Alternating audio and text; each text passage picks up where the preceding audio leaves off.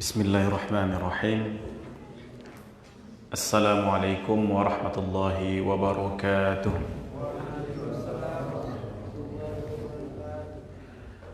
Alhamdulillah. Alhamdulillahilladzi an'amana bi ni'matil imani wal islam. Ashhadu an la ilaha illallah wahdahu la syarika lah. Wa ashhadu anna Muhammadan abduhu wa rasuluh. Allahumma salli wa sallim wa barik ala Muhammad wa ala alihi wa sahbihi wa man tabi'ahum bi ihsanin ila yaumiddin, amma ba'du. Bapak Ibu kaum muslimin jamaah salat maghrib yang Allah muliakan, tidak ada kata yang lebih indah melebihi rangkaian rasa syukur kita kepada Allah Subhanahu wa taala atas segala nikmat dan taufik yang telah Allah berikan kepada kita semua, sehingga di tengah-tengah kesibukan kita, di tengah-tengah kepenatan yang mungkin sebagian kita merasakan setelah seharian bekerja mencari nafkah, alhamdulillah masih sempat kita hadir di salah satu taman-taman surga, yaitu majelis ilmu.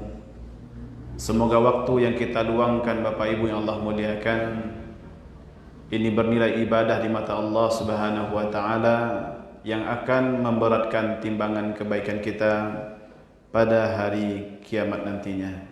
Amin amin ya rabbal alamin. Salawat dan salam Bapak Ibu yang Allah muliakan kita doakan semoga selalu tercurah untuk Nabi kita Muhammad sallallahu alaihi wasallam, dan untuk keluarga beliau, istri-istri beliau, putra-putri beliau, sahabat-sahabat beliau, dan orang-orang yang mengikuti langkah beliau sampai hari kiamat kelak. Bapak Ibu kaum muslimin jamaah salat maghrib yang Allah muliakan, kita lanjutkan pembahasan kita dari kitab Al-Usul Ats-Tsalatsah, 3 landasan pokok, yang mana saat ini kita masih membahas pada pokok yang pertama, yaitu tentang Allah Subhanahu wa taala. Kita sudah sampai di pertemuan terakhir kita Bapak Ibu berkaitan dengan macam-macam ibadah yang mana mesti kita arahkan hanya kepada Allah Subhanahu wa taala. Terakhir di pertemuan kita sudah singgung apa-apa saja ibadah yang harus kita arahkan kepada Allah Subhanahu wa taala, dan insyaallah pada malam hari ini kita akan ulas agak lebih detail tentang ibadah-ibadah tersebut dan macam-macamnya. Dan insyaAllah ta'ala selesai dari macam-macam ibadah, di pertemuan selanjutnya insyaAllah kita akan bahas, kita masuk kepada pokok yang kedua, yaitu tentang dinul Islam. Silakan Bapak Ibu dibuka halaman 80. Kita baca kembali nas atau naskah yang ditulis oleh Syekh Al-Imam Muhammad Ibn Abdul Wahhab. Yang tulisan dalam kotak itu Bapak Ibu, itu adalah nas atau naskah yang ditulis oleh Syekh atau Imam Muhammad bin Abdul Wahhab. Yang di luar kotak itu adalah penjelasan atau syarah dari Syekh Muhammad bin Shalih Al-Utsaimin rahimahullahu taala. Wa anwa'ul ibadah allati amara Allah biha mithlul Islam wal iman wal ihsan. Wa minhu الدعاء والخوف والرجاء والتوكل والرغبة والرحبة والخشوع والخشية والعنابة والاستعانة والاستعاذة والاستغاثة والذبح والنذر وغير ذلك من أنواع العبادة التي أمر الله بها كلها لله تعالى. والدليل قوله تعالى Macam-macam ibadah yang diperintahkan Allah adalah Islam, iman, ihsan. Dan di antara bentuk realnya adalah doa, khauf, yaitu takut akan balasan Allah, raja atau pengharapan, tawakal, raghbah atau penuh minat, rahbah atau cemas, khusyuk, khasyah atau takut karena keagungan Allah, inabah kembali kepada Allah, isti'anah minta pertolongan, isti'adah mohon perlindungan, istighatsah mohon pertolongan untuk diselamatkan, menyembelih, bernazar dan lain sebagainya dari berbagai macam ibadah yang diperintahkan Allah, seluruhnya hanyalah milik Allah. Dalilnya firman Allah, wa annal masajida lillah fala tad'u ma'allahi ahada. Dan sesungguhnya masjid-masjid itu adalah kepunyaan Allah, maka janganlah menyembah seorang pun di dalamnya di samping menyembah Allah. Surat Al-Jin ayat yang ke-18. Faman sarafa minha syai'an li ghairillah fahuwa musyrikun kafir. Wad dalilu qauluhu ta'ala, barang siapa memalingkan sesuatu jenis ibadah tersebut kepada selain Allah, maka ia adalah kafir lagi musyrik. Berdasarkan firman Allah Ta'ala, wa man yad'u ma'allahi ilahan akhar la burhana lahu bihi fa innama hisabuhu 'inda rabbih innahu la yuflihul kafirun. Dan barang siapa menyembah Tuhan yang lain di samping Allah, padahal tidak ada suatu dalil pun baginya tentang itu, maka sesungguhnya pertimbangannya di sisi Rabb-Nya. Sesungguhnya orang kafir itu tiada beruntung. Surat Al-Mu'minun ayat 117. Wa fil hadis, dalam sebuah hadis Nabi bersabda, ad-du'a'u mukhul ibadah. Doa adalah intinya ibadah. Wad dalilu qauluhu ta'ala, dalil yang menguatkan adalah firman Allah Ta'ala, wa qala rabbukum ud'uni astajib lakum innal ladzina yastakbiruna an ibadati sayadkhuluna jahannama dakhirin. Dan Rabbmu berfirman, berdoalah kepadaku, niscaya akan kuperkenankan bagimu. Sesungguhnya orang-orang yang menyombongkan diri dari menyembahku akan masuk neraka Jahannam dalam keadaan hina. Surat Ghafir ayat yang ke-60. Bapak Ibu kaum muslimin jamaah salat maghrib yang Allah muliakan, di antara bentuk-bentuk ibadah yang disebutkan oleh Syekh Al-Imam Muhammad bin Abdul Wahhab, yaitu anwa'ul ibadah al-Islam, iman dan ihsan. Dan tiga hal ini disebut juga dengan kerangka agama. Dan insyaAllah ta'ala pembahasnya akan lebih detail kita sampaikan nanti pada pokok yang kedua, yaitu berbicara tentang agama Islam. Dan ini Bapak Ibu yang Allah muliakan, landasannya berkenaan dengan al-Islam, iman dan ihsan. Ini bisa kita temukan dalilnya, yaitu dalam riwayat Imam Muslim dari Umar bin Khattab radhiyallahu anhu, atau disebut dengan hadis Jibril, di mana Nabi SAW dikisahkan oleh Umar bin Khattab ketika Nabi kita bersama para sahabat, datang seorang laki-laki yang berpenampilan bajunya putih semua, rambutnya bersih hitam, syadidu bayadi thiyab syadidu sawadi sya'r. Rambutnya sangat hitam, bajunya sangat putih. Dan tidak ada tampak dari orang ini dia sudah melakukan perjalanan. Pokoknya orang baru yang nampak sangat bersih sekali. Kemudian orang ini datang kepada Nabi Muhammad SAW dan mendekati Nabi. Lalu dia bertanya kepada Nabi Muhammad SAW dengan beberapa pertanyaan. Di antara pertanyaannya adalah, mal Islam? Wahai Muhammad, apa itu Islam? Nabi pun menyebutkan rukun Islam yang 5. Kemudian ditanyakan lagi, ketika Nabi menjawab dengan 5 rukun Islam, maka ketika itulah dia mengatakan sadaqta, benar engkau wahai Muhammad. Sahabat yang melihat itu terheran-heran.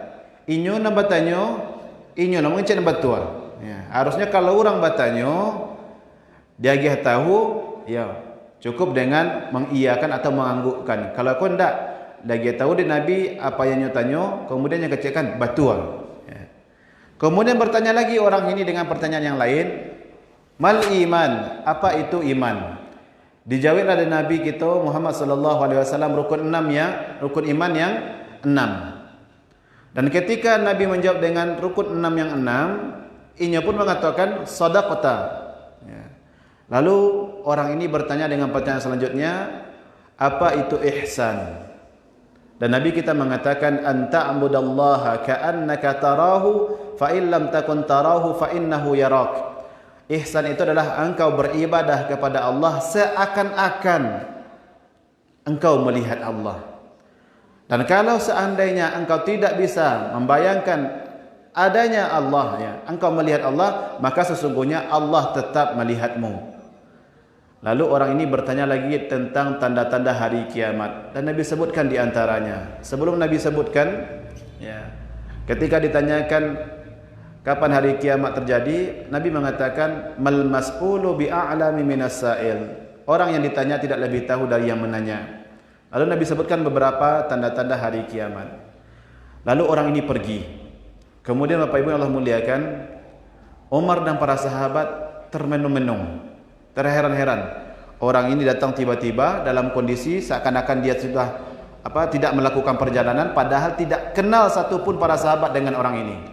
Bertanya kepada Nabi, kemudian membenarkan apa yang Nabi sampaikan, kemudian pergi. Lalu Nabi bertanya kepada Umar, ya Umar, atadri manis sa'il? Wahai Umar, apakah engkau tahu siapa tadi yang bertanya? Umar menjawab, Allahu wa rasuluhu a'lam. Allah dan Rasulnya yang lebih tahu. Dan Nabi pun mengatakan, itu adalah Jibril. Atakum liyu'allima dinakum. Itu adalah Jibril. Dia datang ke sini untuk mengajarkan kalian tentang perkara agama kalian. Maka ini apa yang Allah muliakan, pembahasan ini akan lebih detail nanti di pokok yang kedua. Kulluha lillah. Semua bentuk ibadah Bapak Ibu yang Allah muliakan, yang dikerangkai oleh Islam, iman dan ihsan, itu semuanya mesti kita arahkan, kita tujukan hanya untuk Allah Subhanahu wa taala.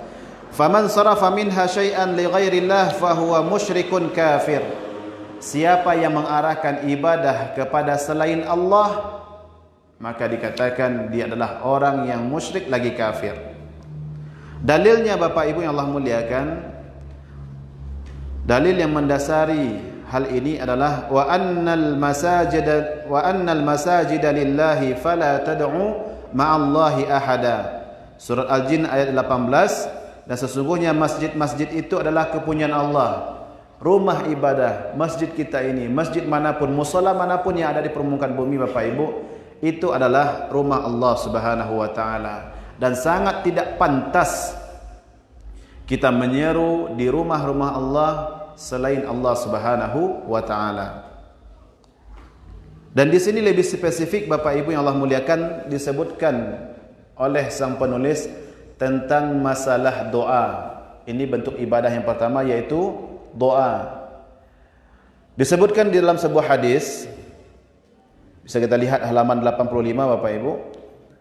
Disebutkan di sini, wa fil hadisi ad-du'a mukhul ibadah. Doa itu adalah intisarinya ibadah. Hadis ini sebenarnya hadisnya dhaif, tapi secara makna dia benar. Dan ada yang hadis lain yang menguatkannya Bapak Ibu yang Allah muliakan, seperti dalam sebuah hadis Nabi kita mengatakan ad-du'a'u huwal ibadah. Doa itu adalah ibadah. Dan Nabi SAW sering menegaskan kepada para sahabat, menegaskan kepada kita semua, seakan-akan ibadah itu hanyalah doa. Bukan berarti tidak ada bentuk ibadah yang lain. Ya, sebagaimana Nabi juga pernah mengatakan, al-hajju arafah. Haji itu adalah Arafah. Padahal kita tahu di antara semua rangkaian manasik haji, bukan hanya Arafah yang dilakukan oleh jemaah haji. Ada mabit di Minanya, ada melontar jumrah, ada tawaf ifadah, ya. Ada juga Arafah. Tapi Nabi katakan al-hajju Arafah, haji itu adalah Arafah, bukan berarti tidak ada yang lain dari rangkaian ibadah haji, tapi Arafah itu adalah di antara semua rangkaian itu yang paling penting. Sekarang Nabi katakan ad-du'a'u mukhul ibadah atau ad-du'a'u huwal ibadah. Ini berarti Bapak Ibu, di antara sekian banyak ibadah, doa adalah satu hal yang spesial di mata Allah Subhanahu wa taala. Kenapa spesial Bapak Ibu?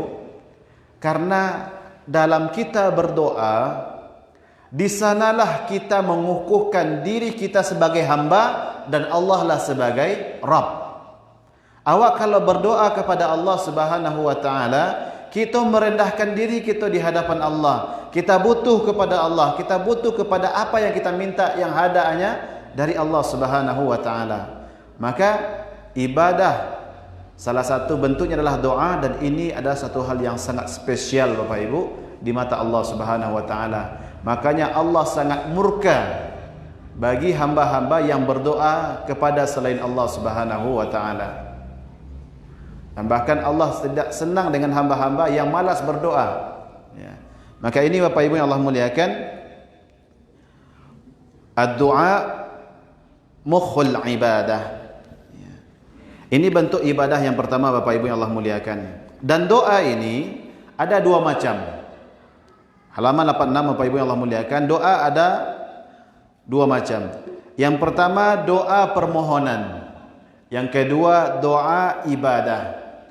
Doa permohonan ini juga bisa bernilai ibadah kalau kita mohonkan kepada Allah Subhanahu wa taala. Ya. Tapi doa permohonan juga bisa kita sampaikan kepada sesama makhluk jika makhluk itu mampu untuk memberikannya kepada kita. Ya. Misalkan kita meminta bantuan, misalkan motor awak rusak atau oto awak mogok, minta tolong awak ke orang, maka memohonlah ke orang untuk menolong, membantu mendorong oto. Yang seperti ini Bapak Ibu yang Allah muliakan, jika kita sampaikan kepada sesama makhluk, ya, boleh-boleh saja kalau makhluk itu mampu. Ya. Tapi kalau seandainya makhluk tidak mampu untuk memberikannya, maka ini tidak berhak, tidak pantas kita memberikannya kepada makhluk. Ini doa permohonan. Doa permohonan bisa bernilai ibadah kalau kita memintanya kepada Allah, dan kita boleh meminta kepada sesama manusia jika manusia mampu untuk memberikannya. Ya. Tapi tentunya Pak Ibu, manusia mampu memberikan kepada kita atas taufik dari Allah Subhanahu wa taala. Jenis yang kedua dari doa Bapak Ibu yaitu doa ibadah. Doa ibadah. Tujuan kita berdoa dalam kaitannya dengan masalah ibadah, biasanya kita mengharap pahala. Kita misalkan insyaAllah ta'ala dalam hitungan hari lagi ya Pak Ibu, kita akan masuki bulan Ramadan. Ya Bu ya. Lalu dalam kita melaksanakan ibadah Ramadan kita, anggaplah puasa, kita berdoa kepada Allah agar doa kita itu, agar ibadah puasa kita itu diterima oleh Allah dan kita mendapatkan pahala. Yang doa seperti ini Bapak Ibu tidak boleh kita alihkan kepada selain Allah. Karena yang bisa memberikan ganjaran pahala kepada kita hanya Allah. Atau kita berdoa kepada Allah agar dihindarkan dari sebuah musibah, atau dihindarkan, dijauhi dari sebuah bencana, maka ini tidak boleh kita doakan kepada selain Allah. Hanya kepada Allah lah kita mendoakannya, karena ini doa ibadah. Misalkan awak tinggal kini di antara Gunung Singgalang dan Gunung Merapi, berdoa kepada Allah agar jangan sampai awak binasa gara-gara kok malatuh salah satu dari nandu kok. Maka berdoa yang seperti ini Bapak Ibu tidak boleh kita arahkan kecuali kepada Allah. Kok ada orang mengatakan, misalkan inyo mengakui bencana itu hanya bisa dihilangkan, hanya bisa dihindari dengan berdoa kepada misalkan pohon besar atau penjaga gunung ini, maka Bapak Ibu yang Allah muliakan, ini tidak boleh. Ini namanya syirik. Ya.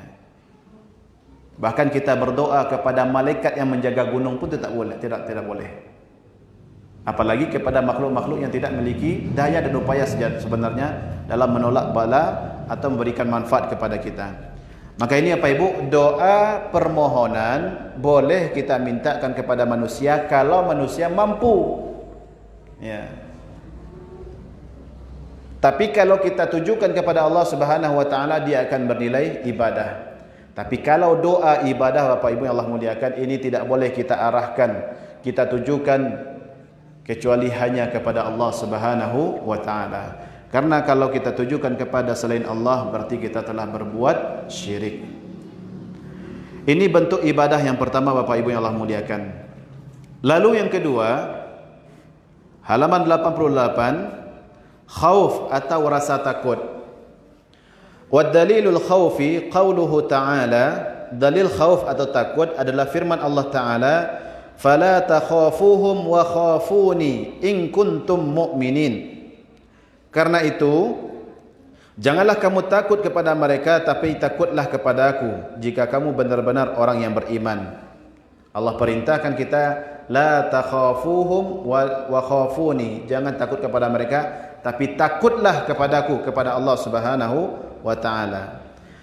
Takut atau gundah yaitu reaksi atas munculnya kekhawatiran akan terjadi sesuatu yang membahayakan atau menghancurkan atau menyakitkan. Ya. Rasa takut Bapak Ibu yang Allah muliakan, ini ada beberapa macam. Takut yang pertama Bapak Ibu yang Allah muliakan, takut alamiah atau takut yang tabi'i. Takut yang mana ketika Allah menciptakan manusia, rasa takut itu sudah Allah tanamkan dalam diri manusia. Takut yang alamiah ini apa Ibu? Seperti kita takut terhadap binatang buas. Contoh, awak pergi ke rimbo takut di gigit dia harimau. Awak takut ketika malam-malam misalkan masuk ular ke rumah awak. Ya. Atau di tengah pandemi awak takut awak kena virus corona. Yang seperti ini Bapak Ibu yang Allah muliakan disebut dengan takut yang alamiah, takut yang tabi'i. Dan kita tidak tercela ketika kita memiliki ketakutan seperti ini. Ya. Sebagaimana dahulu juga Nabi Musa, beliau ketakutan setelah beliau memukul seseorang atas nama pembelaan beliau terhadap kaum beliau. Akhirnya Nabi Musa alaihissalam ketakutan. Bahkan Nabi pun juga ketakutan ketika semua orang mulai mencari-cari beliau. Maka ini Bapak Ibu yang Allah muliakan, takut ketika kita terhadap sesuatu yang benar-benar nyata wujudnya. Ya, contoh seperti ular tadi. Memang ketika nyata wujud dari bahaya atau mudarat dari rasa takut kita itu, maka ini satu hal yang satu hal yang wajar. Tapi jangan sampai Bapak Ibu ketakutan tersebut membuat kita sampai melanggar larangan Allah atau sampai kita meninggalkan perintah Allah. Seperti ada sebahagian misalkan ibu-ibu atau kaum muslimah yang tidak mau memakai jilbab karena takut akan diolok-olokkan oleh orang. Ya. Takut diolok-olok oleh orang, akhirnya awak nanamu ada pakai jilbab. Rasa takutnya Bapak Ibu yang Allah muliakan yang seperti ini haram hukumnya. Karena memang wujud ketakutan itu nyata. Memangnya digalalan di orang. Tapi kalau sampai awak meninggalkan perintah Allah atau melanggar larangan Allah, berarti yang seperti ini haram hukumnya. Atau ada apa-apa nanti rajin pergi ke masjid, ya, di bisi-bisian orang, di pagunjian orang, takut awak di gunjian orang, kemudian awak tinggalkan perintah salat. Maka ini rasa takut yang haram. Walaupun nyata sifat ketakutan kita tersebut, tapi ketika kita sudah meninggalkan perintah atau melanggar larangan, hukumnya menjadi haram. Ya. Lalu Bapak Ibu yang Allah muliakan, takut kepada Allah bisa jadi terpuji dan juga bisa jadi tercela. Ya. Ketika takut kepada Allah ini sampai membuat kita misalkan takut yang terpuji ketika kita memiliki ketakutan kepada Allah, kita meninggalkan larangan-larangan Allah. Takut kepada Allah, kita laksanakan perintah Allah. Ini rasa takut kepada Allah yang terpuji. Yang tercelanya Bapak Ibu yang Allah muliakan, kalau seandainya ketakutan kita kepada Allah justru membuat kita putus asa. Justru membuat kita putus asa. Dan ini satu hal yang tidak benar sebenarnya. Ya. Kita takut kepada Allah, justru dengan takut kepada Allah itu sifatnya, kalau kita semakin takut kepada Allah, kita semakin mendekatkan diri kepada Allah, bukan menjauhi Allah. Maka di sini bisa kita simpulkan, rasa takut awak kepada Allah berbeda dengan rasa takut awak kepada makhluk. Kalau awak takut jauh harimau, awak lari dari harimau. Tapi takut kepada Allah justru awak harus mendekatkan diri kepada Allah Subhanahu wa taala. Ini jenis takut yang pertama, yaitu takut alamiah atau tabi'i. Lalu yang kedua Bapak Ibu yang Allah muliakan, takut yang bernilai ibadah atau khauf ibadah. Ya, ini perasaan takut kepada yang disembah dan ini hanya milik Allah. Jika dipalingkan kepada selain Allah, berarti seseorang telah melakukan syirik besar.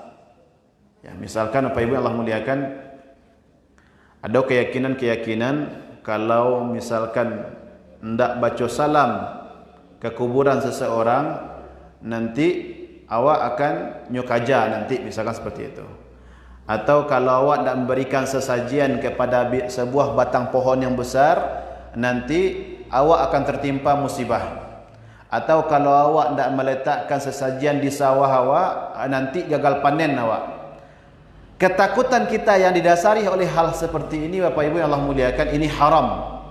Ya. Karena yang bisa memberikan rasa takut dalam masalah ibadah seperti ini hanya Allah Subhanahu wa taala. Tidak ada satupun makhluk yang bisa memberikan manfaat kepada kita atau menolak mudarat kepada dari diri kita. Maka takut yang sifatnya ibadah hanya kepada Allah Subhanahu wa taala. Takut awak dengan tak solat, awak akan mendapatkan dosa, awak akan mendapatkan azab, itu bagus. Dengan itu kita melaksanakan ibadah.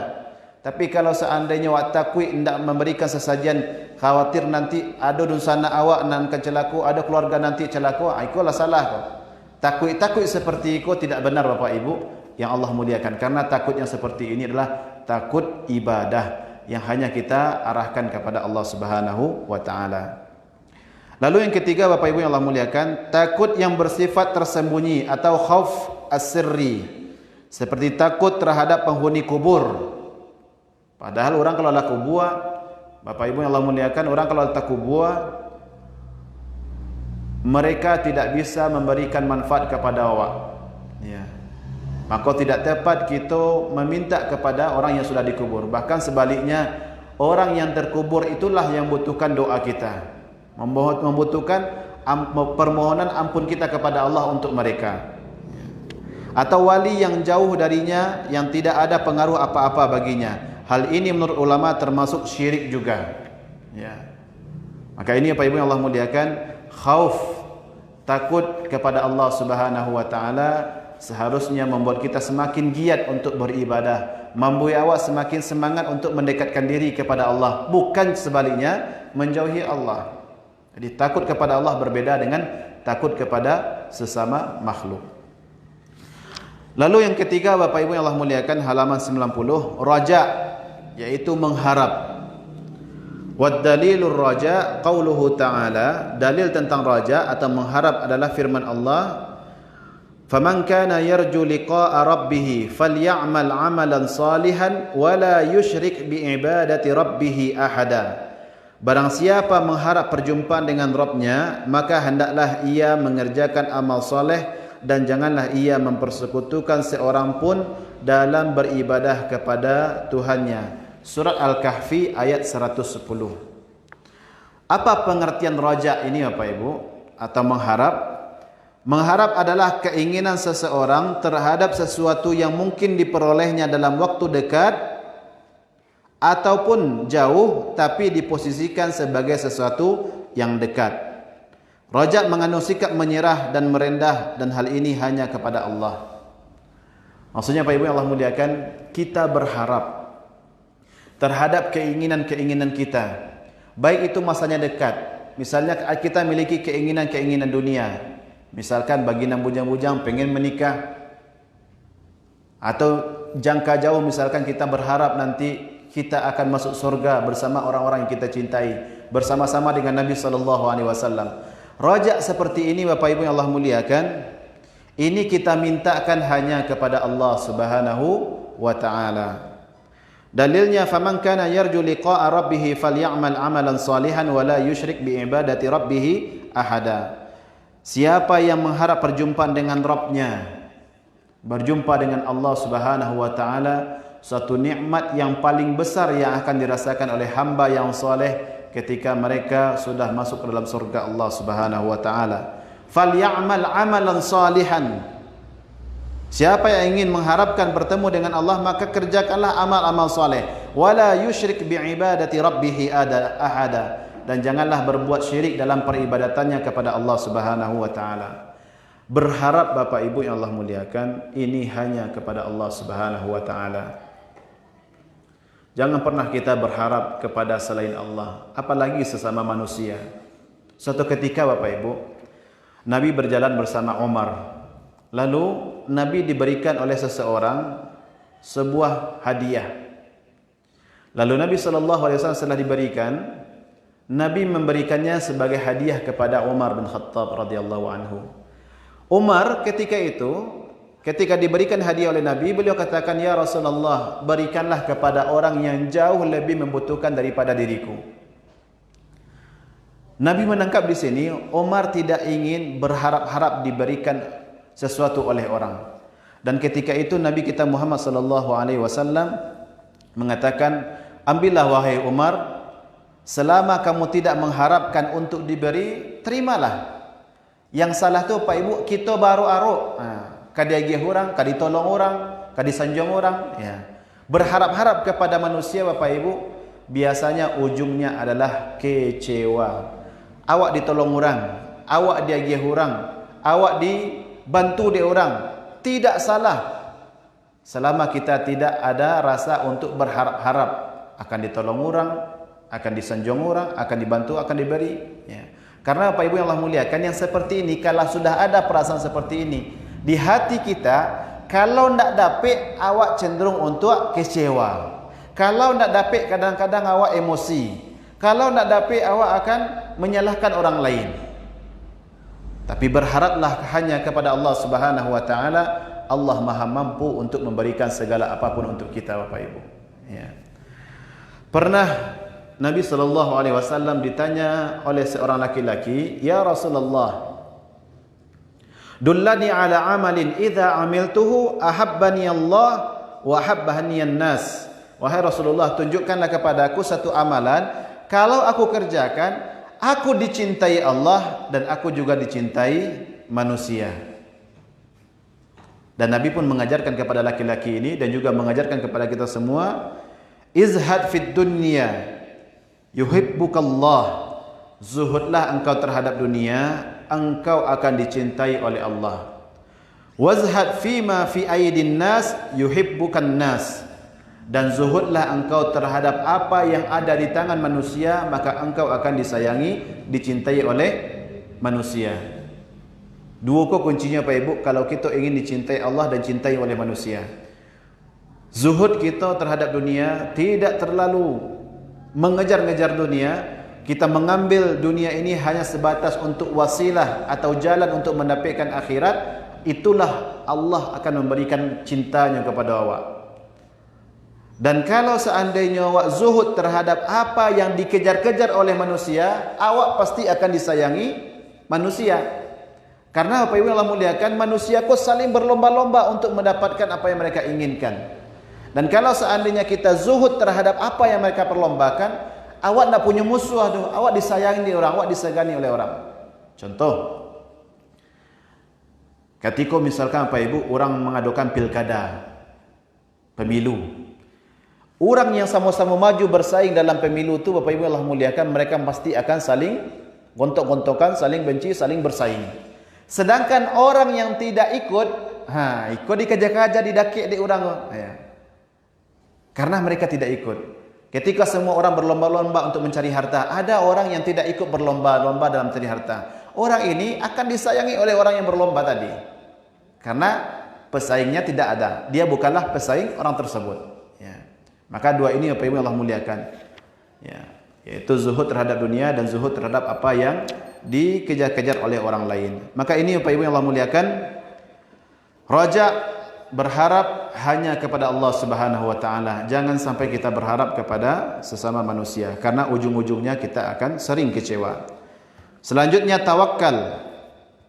Wad dalilut tawakkuli qauluhu ta'ala wa 'alallahi fatawakkalu in kuntum mu'minin. Dan hanya kepada Allah lah hendaknya kamu bertawakal jika kamu benar-benar orang yang beriman. Tawakal itu apa Ibu? Itu adalah amalan hati. Tawakal bukan amalan lisan dan bukan pula amalan anggota tubuh kita yang lain. Itu hanyalah amalan dari hati kita. Yaitu kita menggantungkan dan menyandarkan hanya kepada zat yang kita mampu untuk bersandar, yaitu Allah Subhanahu wa taala. Yaitu apa Ibu? Allah Subhanahu wa taala. Itu yang disebut dengan tawakal. Kita menggantungkan, bersandar, menyandarkan keselamatan nawa, menyandarkan kesuksesan nawa, kemudian menyandarkan keselamatan dunia akhirat awak. Dan itulah yang dimaksud dengan tawakal. Kalau orang ada bertawakal kepada selain Allah Subhanahu wa taala, ini sama dengan syirik Bapak Ibu yang Allah muliakan. Ya. Dan kalau orang bertawakal kepada Allah Subhanahu wa taala, Allah Maha mampu untuk mencukupkan semua yang ia butuhkan. Sebagaimana yang Allah katakan dalam surat At-Talaq ayat 3, "Wa man yatawakkal 'alallahi fahuwa hasbuh." Dan barang siapa bertawakal kepada Allah, niscaya Allah akan mencukupkan keperluannya. Maka di sini Pak Ibu tidak boleh kita bertawakal kepada selain Allah Subhanahu wa taala. Di sini Bapak Ibu yang Allah muliakan dijelaskan oleh Syekh Muhammad bin Shalih Al-Utsaimin di antara macam-macam tawakal. Yang pertama tawakal kepada Allah.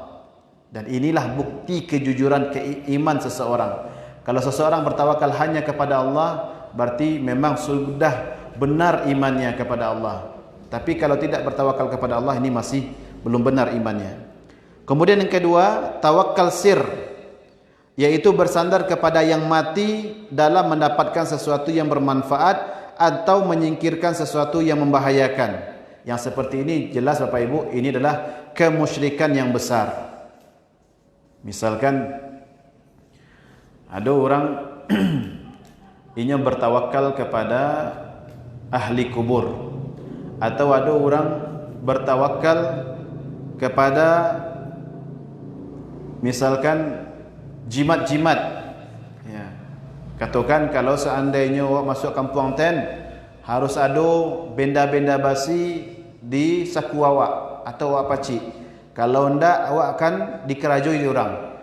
Lalu diambillah besi, misalkan kok guntiang, kok pisau, kok gunting kuku, dipegang itu. Bertawakal kepada benda besi tersebut dengan harapan kita akan terhindar dari bahaya-bahaya yang disiasati oleh orang yang berada di sana. Maka ini Bapak Ibu Allah muliakan, tawakal yang hukumnya haram. Karena kita bergantung hanya kepada Allah SWT. Jangankan benda mati, benda yang hidup saja Bapak Ibu Allah muliakan, terkadang tidak bisa memberikan manfaat kepada kita atau menolak mudarat dari diri kita. Apalagi berkaitan dengan sesuatu kekuasaan yang hanya milik Allah Subhanahu wa taala. Ini tawakal sir. Kemudian yang ketiga, tawakal kepada orang yang mampu melaksanakan sesuatu. Ya. Seperti menyandarkan diri kepada orang-orang yang memberikan kepada kita rezeki. Maksudnya apa Ibu?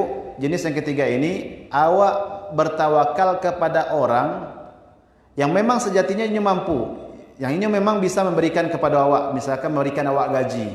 Tapi ketika kita bertawakal kepada mereka dengan menyadari awak lebih rendah pada ini lebih tinggi pada awak, yang seperti ini Bapak Ibu yang Allah muliakan disebut dengan syirik kecil. Syirik kecil. Kabos awak, kita bertawakal seakan-akan tak ada bos yang lain yang bisa menggaji awak. Ya. Misalkan ketika awak bekerja di sebuah instansi, kita punya majikan, kita punya atasan, lalu kita memposisikan diri kita ini memang dialah yang akan memberikan saya bulanan. Semua kebutuhan bulanan saya dialah yang memberikan. Sehingga apapun yang disuruh awak kerajokan. Nak mancaliat dia awak tu, apakah itu halal atau haram, demi mendapatkan redanya, demi mendapatkan gaji bulanan, ya. Kita merendahkan diri kita dan meninggikan dia. Yang seperti ini Bapak Ibu, syirik kecil. Ya. Lalu yang keempat, tawakal kepada seseorang yang mampu melaksanakan kepentingannya. Seperti misalkan kita punya kedai, kemudian awak kerjasama sama kawan awak, kemudian awak serahkan urusan itu ke inyo dan awak hanya menerima laporan. Sebagaimana yang Nabi kita Muhammad sallallahu alaihi wasallam lakukan ketika beliau mewakilkan urusan pengumpulan harta zakat kepada beberapa orang sahabat, atau ketika Nabi meminta Ali bin Abi Thalib untuk mengumpulkan daging-daging hewan kurban. Maka ini juga bentuk tawakal. Tawakal dalam artian untuk mewakilkan suatu kegiatan kepada orang lain. Nah, ini tidak ada masalah. Tapi yang diharamkan kita melakukan Bapak Ibu, bertawakal kepada selain Allah dengan merendahkan diri kita kepada orang tersebut, ya, meskipun dia mampu, ya, meskipun orang tersebut mampu.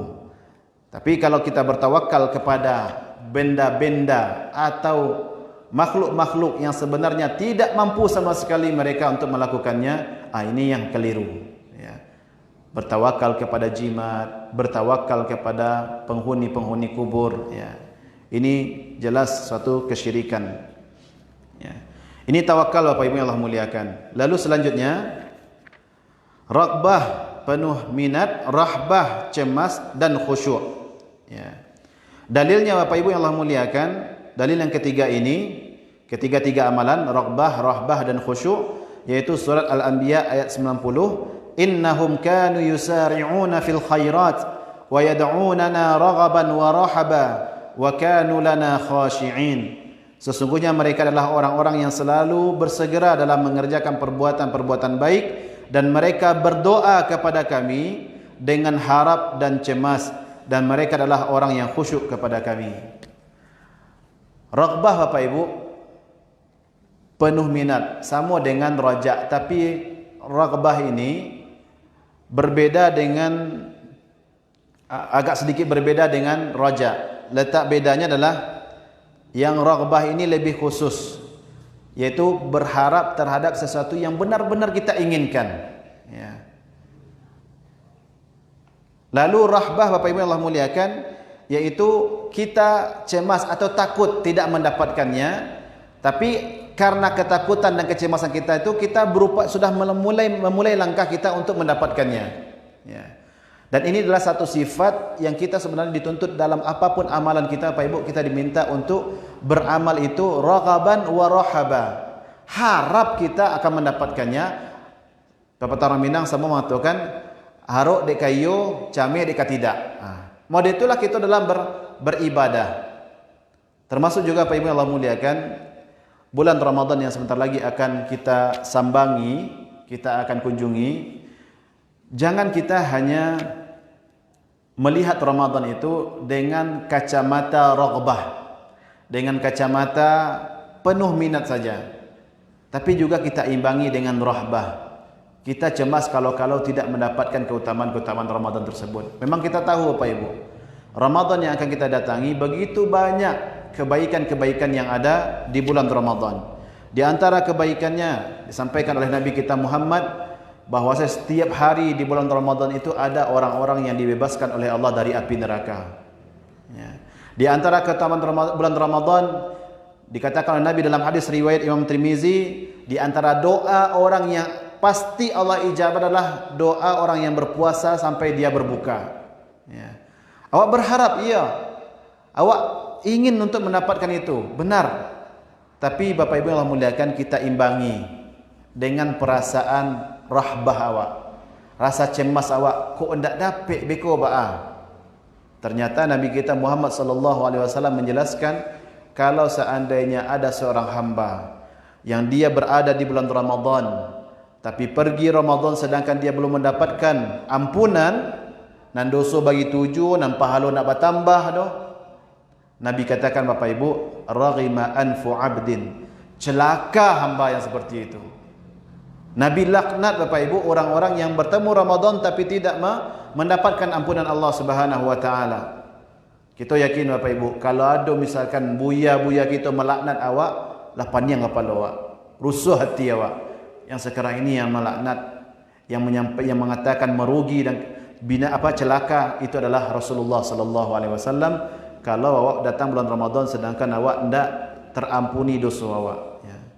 Maka ini Bapak Ibu yang Allah muliakan, apapun amal kita mesti kita lakukan dengan 3 hal ini. Raghbah, berharap awak, berminat awak untuk melakukannya. Kemudian rahbah, khawatir awak kalau amal itu tidak kita dapatkan keutamaannya.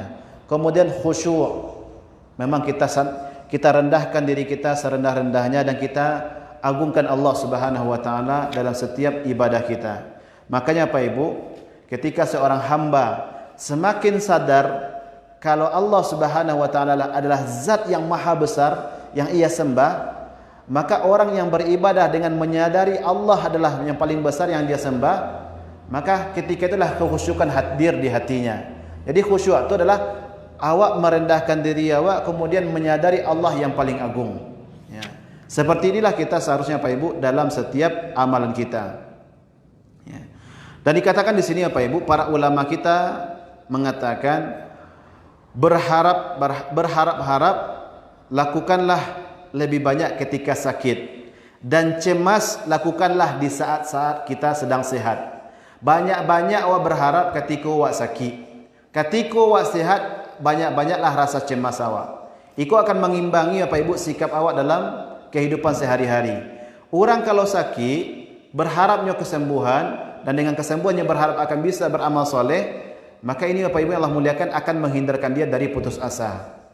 Kalau seandainya lah sehat, kemudian yang banyak cameh, kalau nanti sehat kau tidak bisa dimanfaatkan untuk beribadah kepada Allah, maka dengan rasa cemas dia akan lebih, ya, baik dalam memanfaatkan kesempatan yang Allah berikan, ya. Ini raghbah, rahbah dan khusyuk. Selanjutnya Pak Ibu yang Allah muliakan, tinggal sedikit khasyah. Tinggal apa lagi, ya. Khasyah Bapak Ibu yang Allah muliakan, takut. Tadi kita sudah bahas khauf, yaitu takut. Khasyah juga takut, tapi khasyah ini Bapak Ibu maknanya lebih khusus. Khasyah itu adalah takut beserta dengan mengilmui yang kita takutkan, ya. Dalilnya Bapak Ibu yang Allah muliakan, fala takhshawhum wakhshawni. Jangan kalian takut mereka, tapi takutlah kepadaku. Dalam ayat yang lain, surat Fatir ayat 28, Allah mengatakan, innama yakhsyallaha min ibadihil ulama. Sesungguhnya yang takut kepada Allah di antara hamba-hambanya hanyalah para ulama. Hanyalah para ulama. Maka ini Bapak Ibu yang Allah muliakan, kalau orang takut bersertaan dengan ilmu, itu khusyah namanya. Contoh, awak takut misalkan terhadap seseorang yang berbadan besar, tapi awak secara zahir jelek badannya gadang, tapi ketika orang mengecek ternyata lemah gemulainya mengecek, ya. Berarti awak takut awak bukan khasyah, karena awak takut tidak bersertai dengan ilmu. Tapi misalkan awak tahu, orang kau ketek badan tapi santi yang bersilik kau jangan macam-macam lah, ya. Berarti kau adalah khasyah, takut yang bersamaan dengan ilmu tentang apa yang kita takutkan. Maka Bapak Ibu yang Allah muliakan, khasyah ini kita arahkan hanya kepada Allah Subhanahu wa taala, ya. Lalu Bapak Ibu yang Allah muliakan, selanjutnya inabah. Inabah yaitu kembali dan berserah diri kepada Allah Subhanahu wa taala dengan mengerjakan ketaatan dan menjauhi kemaksiatan. Dalilnya Bapak Ibu yang Allah muliakan, surat Az-Zumar ayat 54, wa anibu ila rabbikum wa aslimu lahu, ya. Dan kembalilah kamu kepada Tuhanmu dan berserah dirilah kepadanya. Inabah ini Bapak Ibu mirip-mirip dengan taubat. Mirip-mirip dengan taubat. Tapi inabah ini lebih lembut maknanya. Secara makna dia lebih lembut. Maka ketika seseorang kembali kepada Allah, mengerjakan semua yang Allah perintahkan, kemudian menjauhi semua yang Allah larang, ini adalah bentuk ibadah yang harus diserahkan hanya kepada Allah Subhanahu wa taala, ya. Selanjutnya Bapak Ibu yang Allah muliakan, isti'anah. Isti'anah yaitu minta tolong. Minta tolong. Dalilnya adalah iyyaka na'budu wa iyyaka nasta'in. Hanya kepadamu lah ya Allah aku menyembah, kami menyembah, dan hanya kepadamu lah kami minta pertolongan. Dan dalam hadis yang lain Nabi katakan idza sta'anta fasta'in billah. Kalau engkau minta tolong, minta tolonglah kepada Allah. Minta tolong Bapak Ibu ada beberapa macam. Yang pertama, memohon pertolongan kepada Allah. Ya. Memohon pertolongan kepada Allah yang mengandung sikap merendahkan diri yang total dari seorang hamba kepada Tuhannya, menyerahkan semua urusan kepadanya dan meyakini bahawa hanya dialah yang bisa mencukupinya. Dan ini Bapak Ibu hanya kita arahkan kepada Allah Subhanahu wa taala. Ketika kita membaca iyyaka na'budu wa iyyaka nasta'in, dalam ilmu bahasa Arab Bapak Ibu, ini adalah pola mendahulukan yang sesuatu yang mestinya di akhir.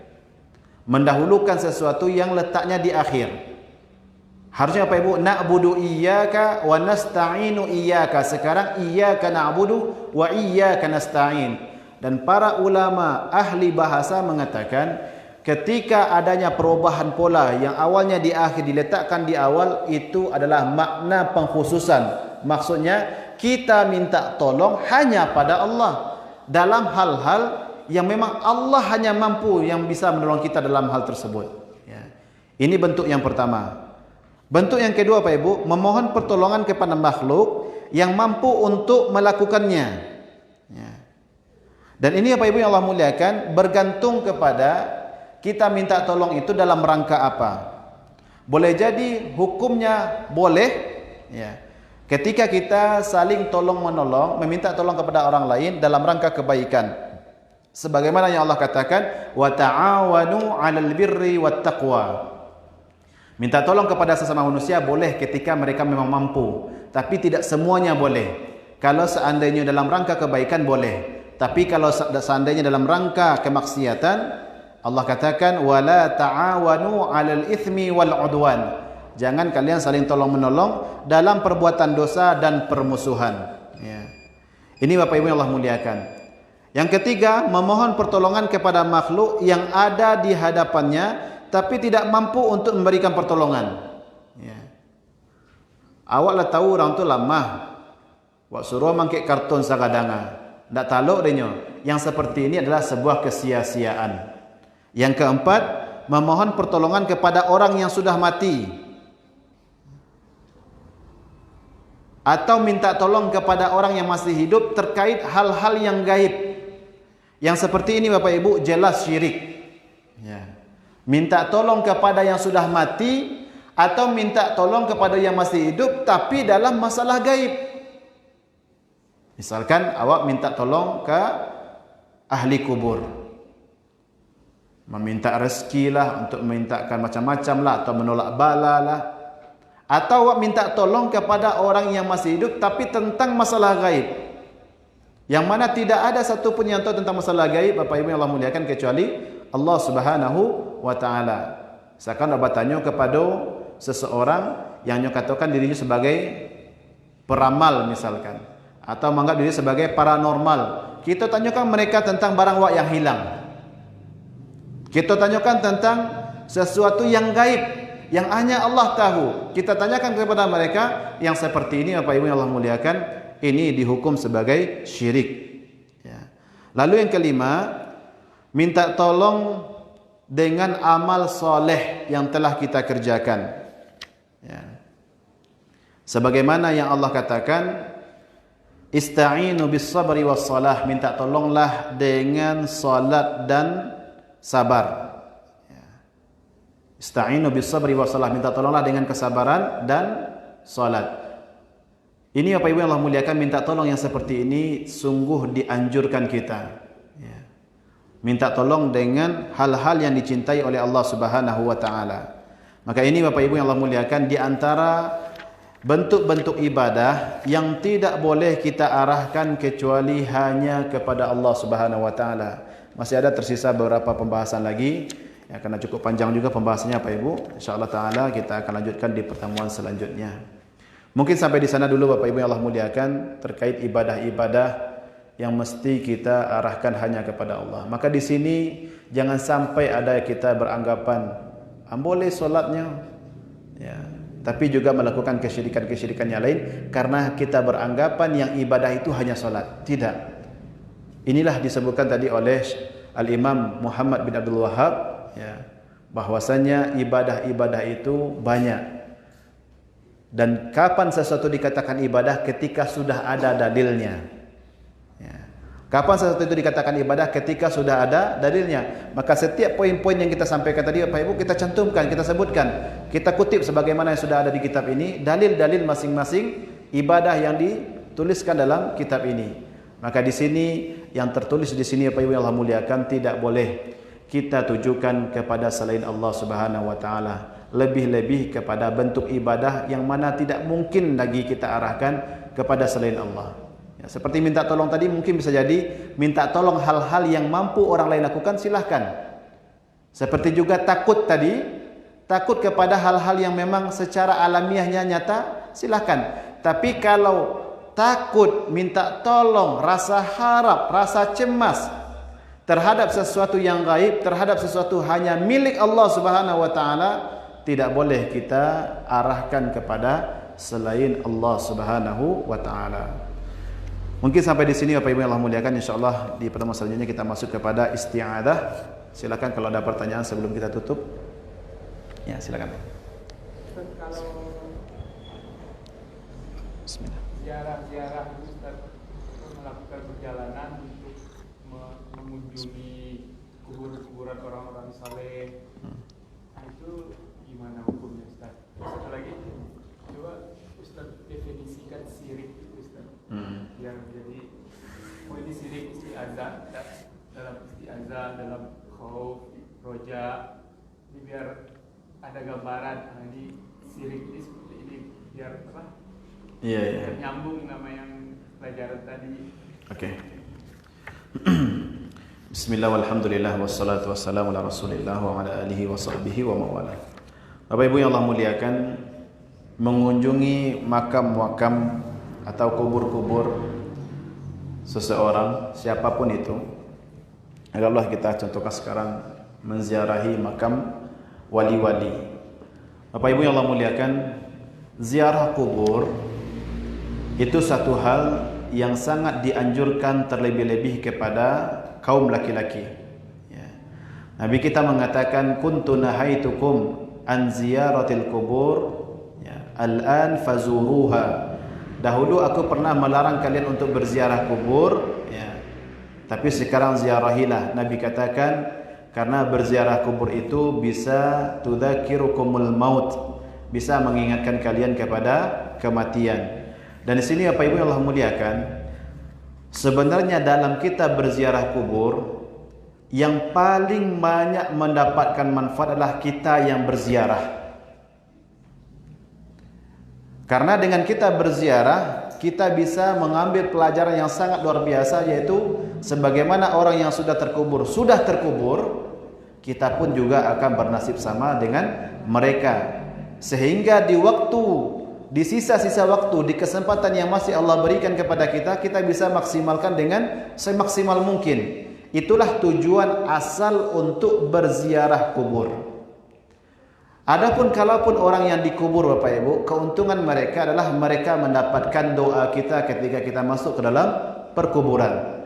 Assalamualaikum ya ahlad diyar minal muslimin wal mu'minin wa inna insyaallah bikum lahiqun. Assalamualaikum kita Bapak Ibu itu doa. Paling itulah keuntungan bagi orang yang telah terkubur. Dan sebenarnya mendoakan orang yang sudah terkubur bisa tanpa harus pergi ke sana. Kita mendoakan orang terkubur, keluarga kita, orang tua kita, bisa kita doakan kapanpun kita mau. Habis sholat bisa, ketika tahajud bisa, ketika hari hujan di waktu-waktu mustajab juga bisa. Ya. Maka di sini Bapak Ibu yang Allah muliakan, kalau seandainya kita menghabiskan sekian banyak waktu, sekian banyak uang hanya untuk sesuatu yang sebenarnya bisa kita dapatkan di kuburan-kuburan yang lain, kenapa kita harus pergi jauh-jauh? Bahkan juga Nabi kita Muhammad sallallahu alaihi wasallam mengatakan, la tashuddur rihal illa fi thalathati masajid. Tidak boleh kita mengusahakan, mengupayakan sebuah perjalanan kecuali hanya untuk 3 masjid. Masjidil Haram, Masjid Nabawi dan Masjidil Aqsa. Dan ini Bapak Ibu yang Allah muliakan, kita ketika pergi ke Masjid Nabawi, itu niatnya bukan untuk menziarahi kubur Nabi, kita untuk beribadah di Masjid Nabawi yang kebetulan di sana juga sudah ada kubur Nabi sallallahu alaihi wasallam. Maka ketika kita sudah berada di sana, kita sampaikan assalamualaikum ya ayyuhan nabi. Maka ini apa Ibu yang Allah muliakan, untuk berziarah kubur. Misalkan pergi ke makam-makam seseorang, kalau disertai dengan keyakinan-keyakinan tertentu yang tidak ada dasarnya, tidak ada dalam Al-Quran dan tidak ada dalam hadis, maka ini sebuah kerugian.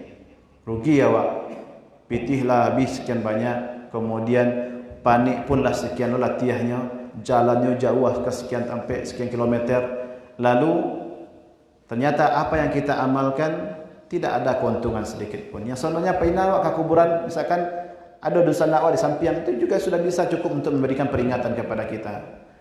Dan akan salah kalau seandainya ada keyakinan-keyakinan yang tidak berdasar. Contoh, pergi ke kuburan 7 kali ke sinan, awaklah samu ni haji. Aku seliru. Mana dalilnya? Ada tak ayat Al-Quran? Atau tak ada hadis menyatakan seperti ini?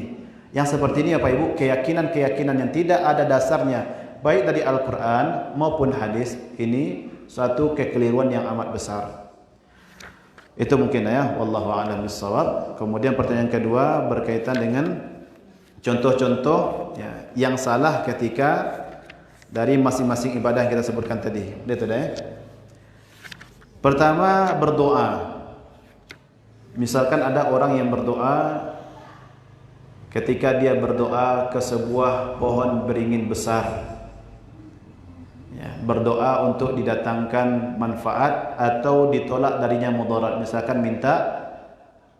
minta rezeki dilapangkan, atau diminta ada anggota keluarganya sakit dihilangkan penyakitnya. Yang seperti itu adalah sebuah perbuatan syirik. Karena doa yang maksudnya doa ibadah ini hanya kita tujukan kepada Allah Subhanahu wa taala. Khauf, takut terhadap hal-hal yang pada dasarnya tidak memiliki kemampuan untuk memberikan kemudaratan kepada kita, ini juga bisa jatuh kepada syirik. Contoh seperti kita sebutkan tadi, awak berkeyakinan kalau ndak awak berikan sesajian kepada kalau ndak latihkan sesajian di setiap sudut sawah awak, dan sawah aku ndak akan babaniah, ndak akan panennya doh, gagal panennya. Maka kalau awak takut kegagalan panen itu terjadi, maka awak letakkan sesajian yang pada dasarnya yang mampu untuk menggagalkan panen kita itu hanya Allah, maka ini kita sudah berbuat syirik. Ya. Kemudian apa Ibu yang Allah muliakan, roja, berharap. Ya, kalau berharap ini, maka kalau seandainya kita berharap kepada selain Allah, berharap untuk didatangkan pahala, berharap untuk didatangkan kemudahan kepada selain Allah, ya, ini juga syirik. Ya. Lalu selanjutnya tawakal, menyandarkan keselamatan kita atas sesuatu yang kita inginkan hanya kalau kita arahkan kepada selain Allah, misalkan kepada jimat. Ya, wapaci jimat itu kama-kama, misalkan contoh lain Pak Ibu, di sebagian tempat di kampung saya pun masih ada anak ketek kalau lahir ada berapa benda yang dimasukkan ke dalam bingkisan kemudian dikabik di pinggang anak. Tujuannya supaya anak jangan kena palasi. Maka ini Pak Ibu Allah muliakan, tawakal yang seperti ini syirik. Kenapa? Karena benda yang kita letakkan di pinggul anak kita itu tidak memiliki apapun, tidak memiliki kemampuan apapun, tidak memberikan manfaat, tidak juga bisa menolak bahaya dari anak kita. Ya. Betapa banyak orang-orang yang masa itu dan anaknya kok sakit-sakit ya. Ya. Maka di sini yang tawakal seperti ini adalah sesuatu yang juga bentuk dari sebuah kesyirikan. Begitu juga Pak Ibu yang Allah muliakan, raghabah, rahbah dan khusyuk. Yang ini jelas hanya kita arahkan. Kalau raghbah, rahbah, khusyuk, ini bisa kita artikan Bapak Ibu, bentuk atau sifat kita dalam beribadah kepada Allah. Awak beribadah berharap iya, khawatir juga iya. Berharap akan diterima, khawatir kalau tidak diterima. Kemudian kita rendahkan hati kita, kita tinggikan zat yang kita sembah, yaitu Allah Subhanahu wa taala. Tapi kalau seandainya misalkan ada orang berharap ini akan mendapatkan manfaat dari zat selain Allah Subhanahu wa taala, misalkan ada wali-wali tertentu yang diyakini bisa memberikan manfaat, ya. Karena Pak Ibu ada sebuah keyakinan yang mengatakan Allah Subhanahu wa taala telah memberikan keistimewaan kepada beberapa orang wali. Di antara keistimewaannya adalah para wali ini bisa mengatakan kun fayakun. Ya. Sehingga orang ini ketika beribadah, dia berharap agar wali-wali ini juga memberikan apa yang dia harapkan, dan cemas ketika hal tersebut tidak dia dapatkan dari sang wali. Dia tinggikan wali dan melebihi derajat yang telah Allah tetapkan, kemudian mereka rendahkan diri mereka di hadapan para wali. Yang seperti ini juga syirik, ya. Karena raghbah, rahbah dan khusyuk itulah sifat ibadah yang mestinya hanya kita arahkan kepada Allah Subhanahu wa taala. Begitu juga dengan khasyah, Bapak Ibu Allah muliakan, yaitu takut bersama dengan ilmu, kita mengilmuinya. Yang takut seperti ini, Bapak Ibu yang Allah muliakan, hanya kita arahkan kepada Allah Subhanahu wa taala. Hampir sama dengan khauf tadi. Ya, hampir sama dengan khauf, tapi bedanya khasyah ini takut yang disertai dengan ilmu. Takut kepada sesuatu yang sebenarnya tidak mampu memberikan mudarat kepada kita, ini adalah satu hal yang syirik. Ya. Inabah begitu juga, Bapak Ibu yang Allah muliakan. Inabah yaitu kembali berserah diri hanya kepada Allah Subhanahu wa taala. Kalau ada orang berserah diri kepada selain Allah, berserah diri kepada makhluk, berserah diri misalkan kepada benda-benda mati, berserah diri kepada benda-benda yang tidak sama sekali bisa memberikan manfaat atau menolak mudarat dari diri dia, ini juga sebuah kesyirikan. Lalu isti'anah, yang terakhir, meminta tolong kepada sesuatu yang sebenarnya yang kita minta tolong itu hanya Allah mampu untuk menolongnya. Maka ini juga syirik, ya. Saya dulu pernah, Pak Ibu yang Allah muliakan, punya tetangga ini mengatakan, ketika saya berangkat ke Mesir, tetangga ini mengatakan, nanti tiba di Mesir, kok ada nam perlu telepon saja om, ya. Telepon saja mama, nanti mama tolong dari jauh. Ya. Pernyataan seperti ini, Pak Ibu yang Allah muliakan, siapa yang mampu melakukan seperti ini? Menolong seorang hamba dari posisi kejauhan hanya Allah Subhanahu wa taala. Kalaupun ada orang bisa menolong, ya, dia hanya bisa menolong berdoa kepada Allah. Pada intinya Allah juga yang akan menolongnya. Tapi kalau seandainya seseorang meyakini dia berada di bahagian bumi tertentu, orang yang menolongnya di bahagian tertentu lain, dan meyakini orang yang berada jauh dari dia bisa menolong dia melalui suatu perantara, misalkan perantara jin contohnya, atau makhluk-makhluk yang lain. Yang seperti ini, Pak Ibu yang Allah muliakan, ketika minta tolong terhadap sesuatu yang hanya Allah bisa menolong kita, maka seperti inilah minta tolong yang diharamkan kita untuk melakukannya, yaitu kita sudah jatuh kepada perbuatan syirik. Ya. Ini Bapak Ibu yang Allah muliakan, mungkin terjadi di antara bentuk-bentuk syirik yang bisa kita terjatuh ke dalamnya ketika kita melakukan ibadah-ibadah tersebut tanpa kita arahkan kepada Allah, tapi justru mengarahkannya kepada selain Allah Subhanahu wa taala. Mungkin itu Bapak Ibu yang Allah muliakan, di antara hal yang dapat kita sampaikan pada pertemuan kita kali ini. Mudah-mudahan bermanfaat. Insyaallah kita lanjutkan pada pertemuan selanjutnya. Terlebih dan terkurang kita mohon maaf. Kalau ada yang benar, ini dari Allah dan Rasulullah. Kalau ada yang salah, Allah dan Rasulullah. Terlepas dari apa yang saya ucapkan, aqulu qauli hadza astaghfirullah li wa lakum. Subhanakallahumma wa bihamdika asyhadu an la ilaha illa anta astaghfiruka wa atubu ilaik. Wassalamu alaikum warahmatullahi wabarakatuh.